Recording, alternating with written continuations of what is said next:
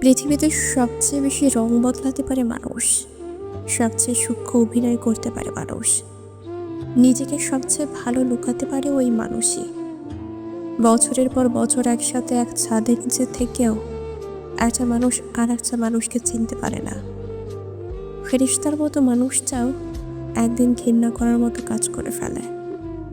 আমাদের বিশ্বাসের ভাঙার টুকরো মেঝেতে ছড়িয়ে ছিটিয়ে পড়ে থাকে। আমরা শুধু অবাক দৃষ্টিতে ফ্যাল ফ্যাল করে চেয়ে রই। স্রষ্টা আমাদের অবাক হওয়ার ক্ষমতা দিয়েছেন, কিন্তু মানুষ চেনার ক্ষমতা দেননি। আমরা তাই প্রতিনিয়ত শুধু অবাক হই, একবার, দুইবার, অনেকবার। অবাক হতে হতে একদিন আমরা মেনেই নিই, দিন শেষে আমরা কেউ কাউকে চিনি না, কখনো চিনতামও না। এই ছোট্ট জীবনটাতে যে মানুষটাকে চিনি, জানি, শ্রদ্ধা করি, ভালোবাসি, মায়া করি, সে আসলে সত্যি সত্যি অমন না।